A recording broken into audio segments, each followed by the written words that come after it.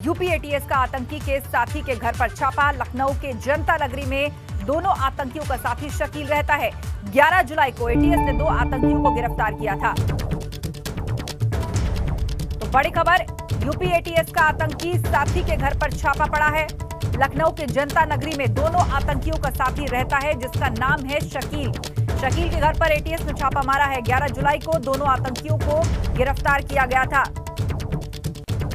UP ATS का आतंकी के साथी के घर छापा। लखनऊ के अंदर आतंकी साजिश से जुड़ी हुई एक और बड़ी डेवलपमेंट। जनता नगरी, लखनऊ के जनता नगरी में छापा मारा है एटीएस ने।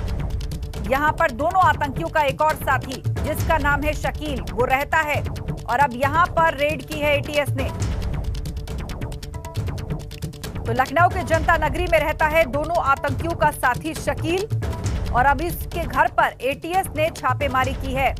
11 जुलाई को दोनों आतंकी पकड़े गए थे और अब उनसे पूछताछ के आधार पर उनका एक साथी शकील उसे चिन्हित किया गया और उसी के घर जनता नगरी लखनऊ में अब छापेमारी के लिए एटीएस पहुंची है। लखनऊ में आतंकी साजिश से जुड़ी हुई एक और बड़ी खबर, बड़ी डेवलपमेंट। लखनऊ के जनता नगरी भी एटीएस ने छापेमारी की है।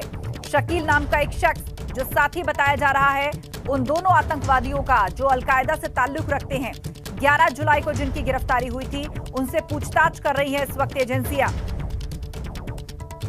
जनता नगरी में अब छापा पड़ा है।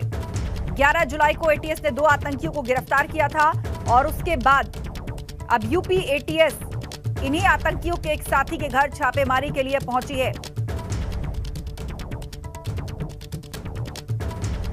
तो लखनऊ में आतंकी साजिश से जुड़ी हुई एक और बड़ी खबर हम आपको बता रहे हैं। एटीएस की आतंकियों के साथी शकील के घर छापेमारी हुई है। आतंकी मिन्हाज और मसीरुद्दीन का साथी है शकील और उसका घर बताया जा रहा है लखनऊ के जनता नगरी में। विवेक त्रिपाठी पर इससे अपडेट लेते हैं। विवेक, क्या इन्हीं दोनों से पूछताछ और इनकी निशानदेही के आधार पर एटीएस ये छापेमारी कर रही है? जो पूछताछ में जानकारियां मिली हैं, अभी मेरी एटीएस के आला अधिकारियों से बात हो रही थी तो उन्होंने कहा कि शकील जो है वो अपने आप को कभी कानपुर का बताता था इन लोगों से, कभी उन्नाव का बताता था।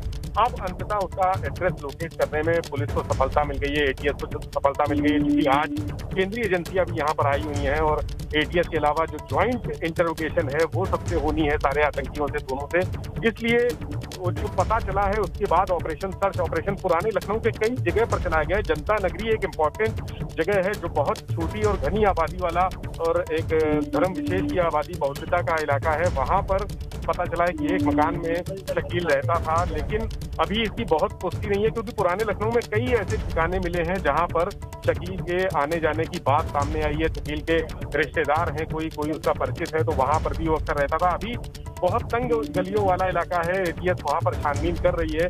अधिकारियों ने इसकी खुद पुष्टि की है कि हाँ, हम पुराने लखनऊ के कई स्पॉट पे छापेमारी कर रहे हैं और वहां से सर्च ऑपरेशन भी किया है। कुछ मकानों से इन्होंने संदिग्ध चीजें जो दस्तावेज हैं और तमाम सामान है उसको भी अपने कब्जे में लिया है जांच के लिए, छानबीन के लिए। तो ये ऑपरेशन अभी थोड़ी देर पहले शुरू हुआ है और पुराने लखनऊ के कई इलाकों में ऑपरेशन जाएगा।